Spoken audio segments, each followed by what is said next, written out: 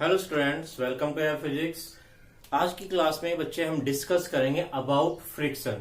What do you mean by friction? पहले बच्चे इसको एक छोटी सी फिनोमेना के थ्रू समझने की ट्राई करते हैं। सपोज ये आपके पास एक हॉरिजॉन्टल सरफेस है और इस सरफेस के ऊपर आपने कोई एक बॉडी रखी हुई है।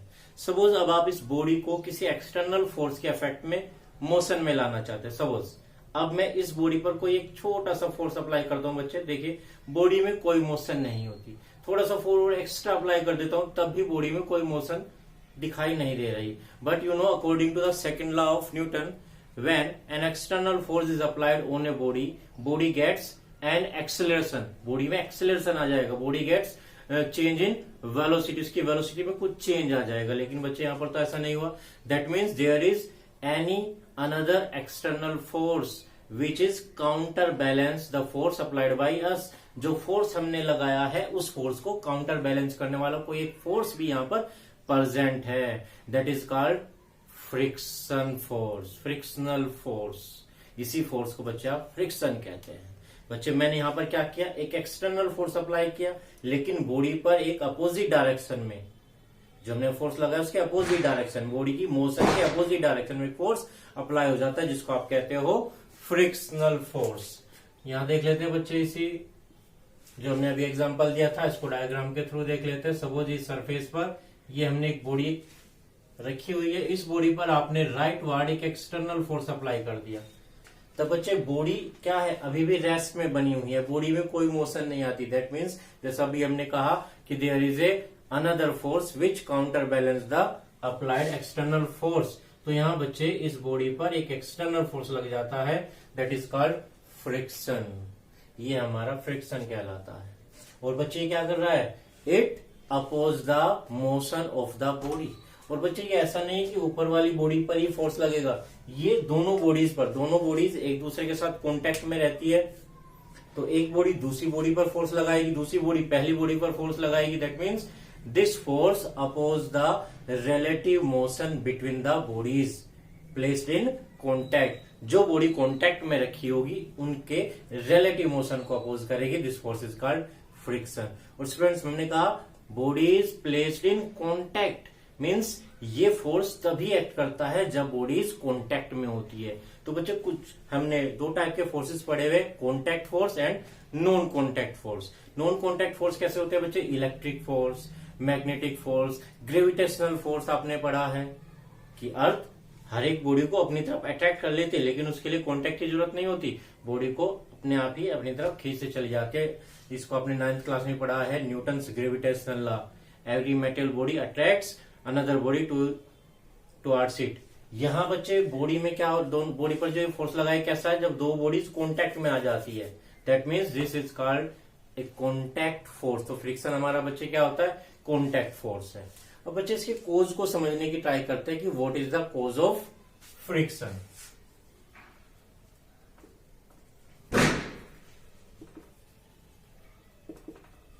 देखिए बच्चे, कोज में हम दो तरीके से बात करेंगे, क्लासिकल और मॉडर्न मेथड।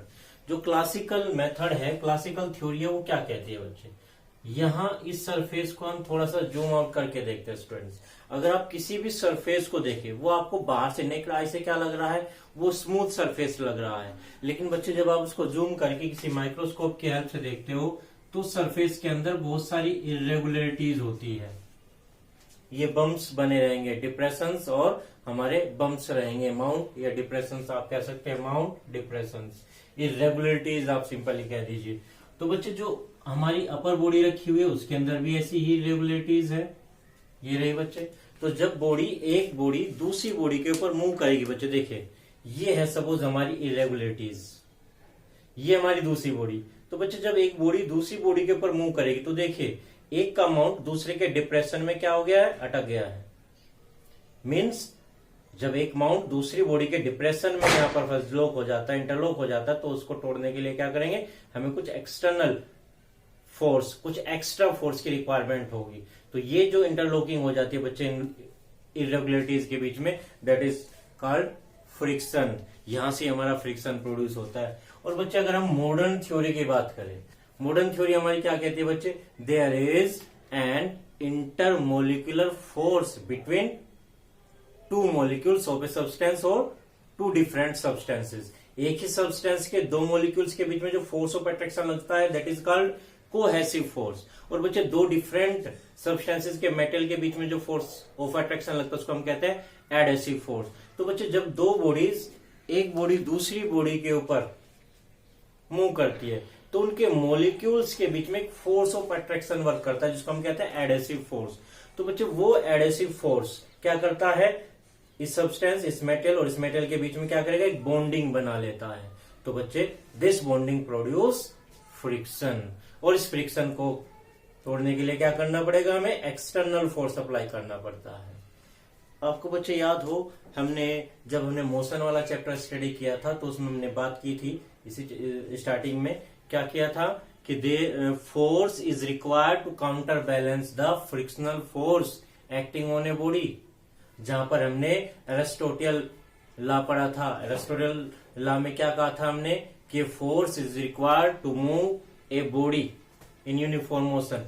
लेकिन हमने इसको फिर रॉन्ग कहा था, फिर कहा था कि force is required to counter balance the opposing force acting on the body. Opposing force means friction.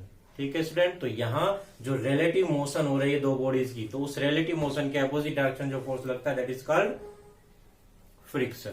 अब बच्चे जो फ्रिक्शन होता है इसको भी हमने कई टाइप में डिफाइन किया है। First, types of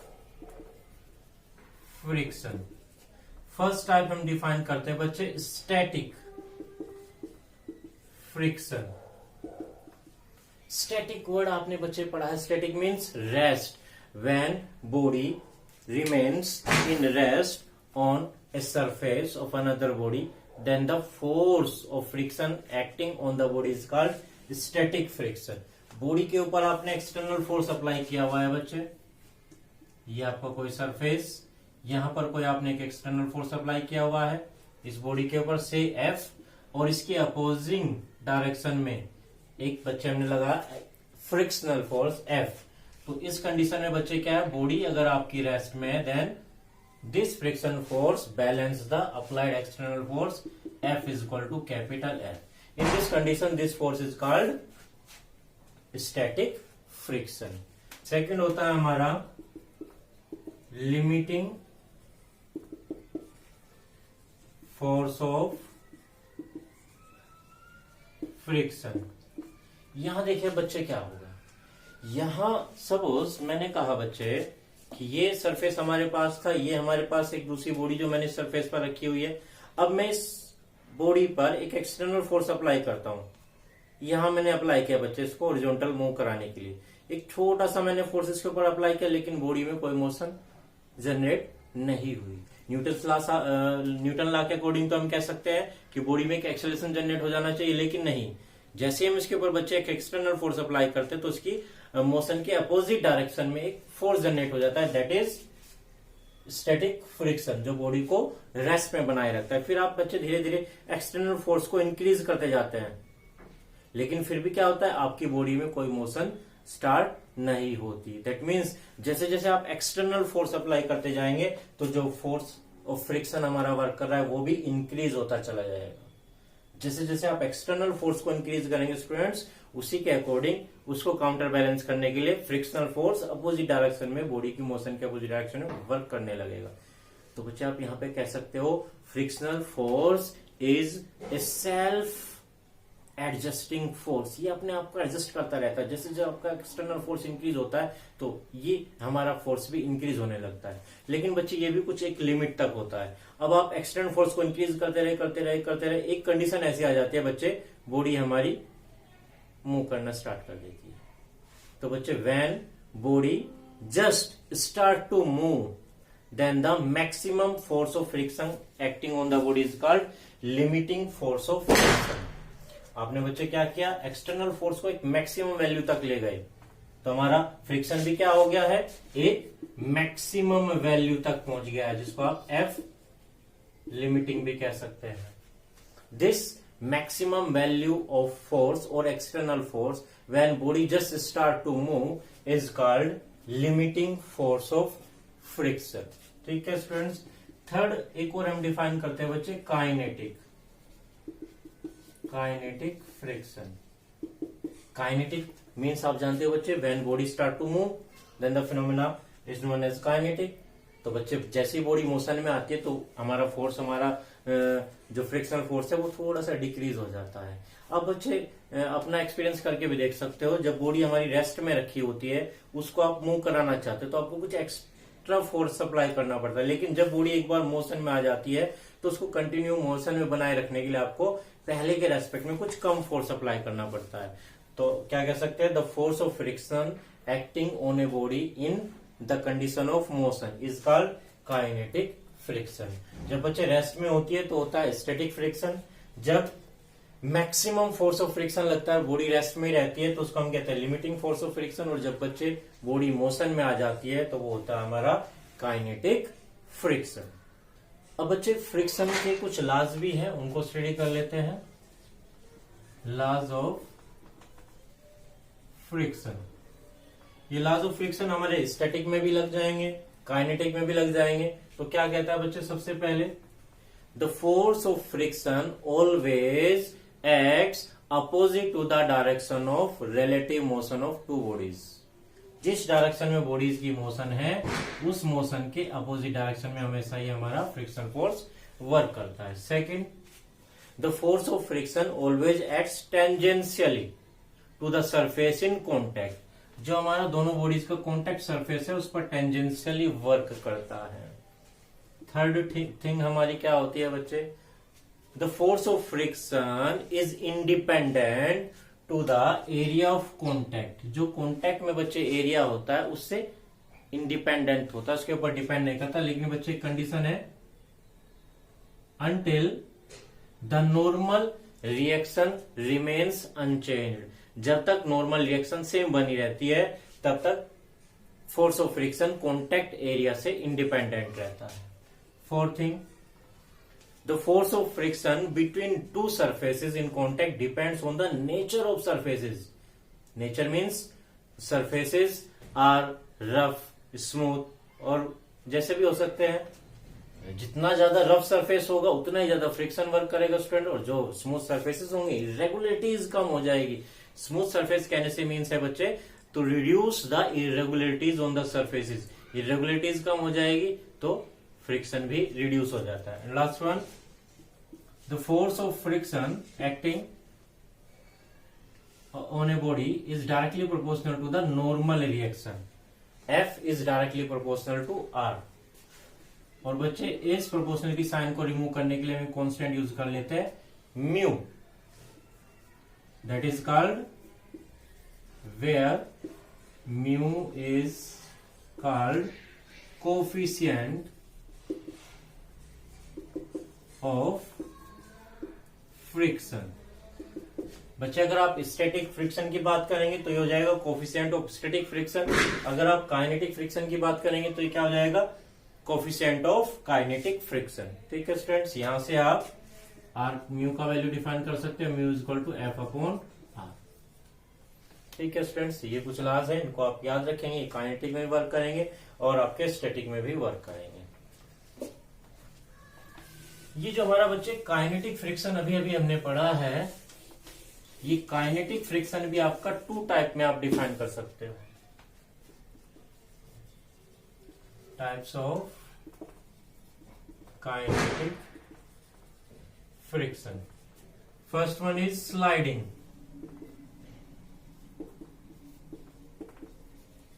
When a body slides over any surface, then the force of friction is called sliding friction. देखिए स्लाइड कैसे करती है बच्चे, ये हमारा सरफेस, ये बॉडी पर एक्सटर्नल फोर्स लगा है तो बॉडी क्या कर रही है, स्लाइड कर रही है, फिसल रही है, आप ये कह दीजिए। Then the force of friction is called sliding friction. Second one, rolling friction.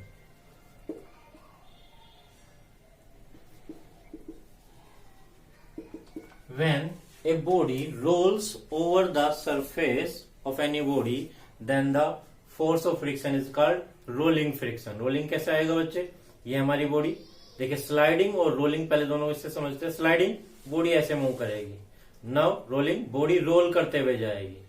Body यहां से देखिए रोल करते हुए जा रही है, तब जो फोर्स ऑफ फ्रिक्शन वर्क करता है that is called rolling friction. अब बच्चे एक चीज और पढ़ी है, cause of rolling friction। What is the cause of rolling friction? Rolling friction में देखिए cause क्या रहता है। सपोज बच्चे आपके पास ये एक सरफेस है, हॉरिजॉन्टल सरफेस, यहाँ कोई एक व्हील टाइप स्ट्रक्चर रखी हुई है, व्हील टाइप ही रोल करेगा बच्चे। सपोज जैसे ये था हमारा एक सर्कुलर क्रॉस सेक्शन एरिया का, तो वो हमारा क्या हो जाएगा, व्हील हो जाएगा। ठीक है बच्चे, तो यहाँ देखिए जब हम एक व्हील टाइप की एक सर्कुलर क्रॉस सेक्शन एरिया वाली बॉडी की बात करेंगे, तब उसका वेट देखिए बच्चे वर्टिकली डाउनवर्ड तो करेगा ही वर्क, है ना, mg। ये सारा वेट ग्राउंड सरफेस पर केवल एक ही पॉइंट पर वर्क करेगा बच्चे। तो यहाँ क्या होगा स्टूडेंट्स, यहां जैसे एक ही पॉइंट पर वर्क करेगा तो यहां पर एक डिप्रेशन क्रिएट हो जाएगा। तो यहाँ एक डिप्रेशन बन गया बच्चे, और उस डिप्रेशन के सामने आ जाएगा एक माउंट, एक हल्का सा माउंट क्रिएट हो गया, मींस एक उभार क्रिएट हो गया। ये एक हॉरिजॉन्टल सरफेस था, जैसे आपने यहाँ पे बॉडी रखी तो ये नीचे चला गया, तो यहां इस तरह से एक माउंट क्रिएट हो गया। तो बच्चे इस माउंट के अपोज के लिए, इस माउंट को क्रॉस करने के लिए आपको कुछ एक्सटर्नल फोर्स की रिक्वायरमेंट होती है।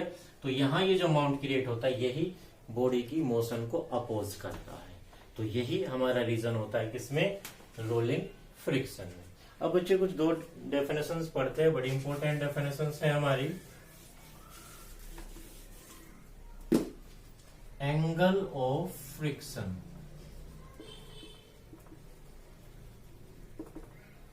देखिए स्टूडेंट्स एक डायग्राम से समझते हैं सबसे पहले।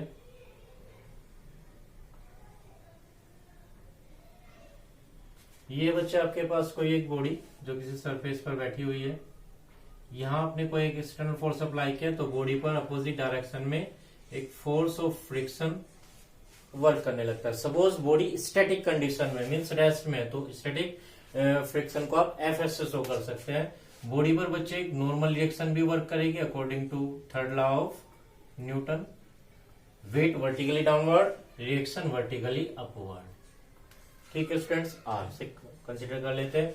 Suppose F S and R दोनों वेक्टर्स एक ही पॉइंट पर वर्क कर रहे हैं, इनका रिजल्टेंट देख लेते हैं पैरेललोग्राम मेथड से। आर के पैरेलल, एफ एस के पैरेलल, और जो यहां बच्चे डायगोनल होगा वही हमारा क्या होगा, resultant of R and F S. इस टाइम पर ये रिजल्टेंट नॉर्मल रिएक्शन के साथ जो एंगल बनाता है बच्चे that is called angle of friction. कैसे डिफाइन करेंगे, वर्ड्स में जैसे हमने बनाया है बिल्कुल ऐसे वर्ड्स में डिफाइन कर देंगे। The angle between normal reaction and resultant of normal reaction and friction is called as angle of friction. The angle between normal reaction and resultant of normal reaction and force of friction is called angle of friction। इसको बच्चे calculate करके देखते हैं जरा। इस triangle में अगर आप बात कर ले तो यहाँ हम जब भी एंगल निकालते हैं कहीं पर बच्चे तो हम tan लिया करते हैं, tan theta, height upon base. ये एफ एस है तो सामने भी हमारा एफ एस होगा, F S upon base R. ठीक है जी। अभी बच्चे आपने लिखा था rule F is equal to mu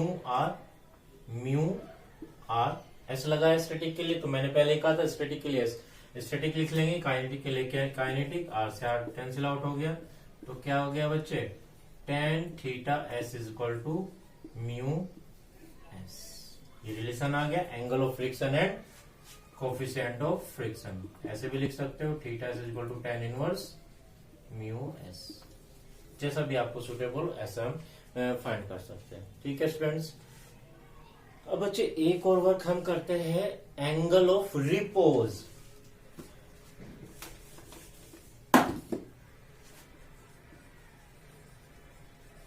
angle of repose देखिए बच्चे, इसको भी हम समझने की ट्राई करते हैं एग्जांपल से। ये है बच्चे आपके पास एक हॉरिजॉन्टल सरफेस, यहाँ एक बॉडी रखी हुई है जो क्या है रेस्ट में। अब मैं बच्चे इस बॉडी को हॉरिजॉन्टल से कुछ इंक्लिनेशन देना स्टार्ट करता हूं। देखिए बॉडी बच्चे अभी भी रेस्ट में है, दिखाई दे रही है, रेस्ट में ही है। अब देखिए बच्चे, एक पर्टिकुलर एंगल के बाद ये बॉडी मोशन में आ जाती है, एक मिनिमम एंगल। यहां देखिए, अगर मैं इसे हल्का से भी ज्यादा कर दूंगा तो ये बॉडी मोशन में आ जाएगी।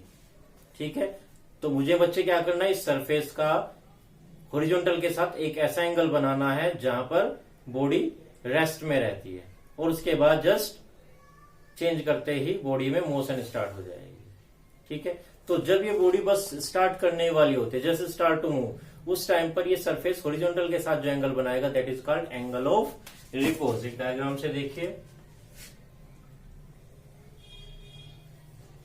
ये है बच्चे, सपोज यहां मैं एक एंगल कंसीडर कर लेता हूं, सपोज फाइव, जो हमारा सरफेस हॉरिजॉन्टल के साथ बना रहा है। ये हमारी कोई बॉडी है, इस बॉडी का वेट वर्टिकली डाउनवर्ड करेगा बच्चे mg, और normal reaction vertically upward. Friction motion तो बच्चे डाउनवर्ड आ जाएगी अलोंग द सरफेस, फ्रिक्शन हमारा अपवर्ड हो जाएगा। तो बच्चे एंगल ऑफ रिपोज को आप कैसे डिफाइन कर सकते हो? Angle of repose is the minimum angle that can made by any surface with horizontal at which a body placed on the surface just start to slide down। क्या कहा बच्चे, दोबारा रिपीट करता हूं, the angle of repose is the angle that is made by any surface to the horizontal when a body placed on it just start to slide down, वो just नीचे आना start कर देती है। अब देखिए बच्चे, इस फाई को भी हम रिलेट कर लेते हैं फोर्स ऑफ फ्रिक्शन के साथ। कैसे, जरा देखिए। चलिए बच्चे, यहां ये एंगल हमारा फाई है, इसको अगर आप वर्टिकली डाउनवर्ड नीचे ले जाए तो फाई 90 या 90 माइनस फाइव, और ये बच्चे आपका एंगल हो गया फाई। तब आप इस mg के दो कंपोनेंट कर लीजिए, along angle mg cos phi, और बच्चे इसके vertical means along the surface mg sine phi. और बच्चे देखिए, हमारी बॉडी के ऐसे इक्विलिब्रियम है, इस पे बॉडी में कोई भी मोशन नहीं है, that means all forces acting to opposite to each other cancel out to each other, सब एक दूसरे को कैंसिल आउट कर देंगे। In equilibrium R is equal to mg cos phi and fs is equal to mg sin phi। ठीक है student, दोनों equations को डिवाइड करके देखते हैं, 2/1 कर देते हैं। fs upon r mg sin phi mg cos phi, mg से mg कैंसिल आउट हो गया। fs को आप बच्चे क्या रख सकते हैं according to law, mu s into are,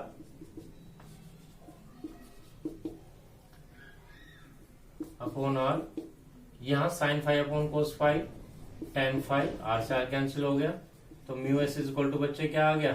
तो यहां पर भी देखिए बच्चे, कोफिशिएंट ऑफ फ्रिक्शन किसके इक्वल आया, tan of angle of repose. दो इक्वेशंस आपके पास है बच्चे, because mu s is equal to tan theta s, दोनों को इक्वेट अगर आप कर दे, tan five is equal to tan theta s, तो five is equal to theta s. That means angle of repose is equal to the angle of friction, दोनों बिल्कुल equal आ गए। ठीक है स्टूडेंट्स, आगे की वीडियो में और आगे डिस्कस करेंगे स्टूडेंट्स, इस वीडियो में इतना ही रखते हैं। Thank you.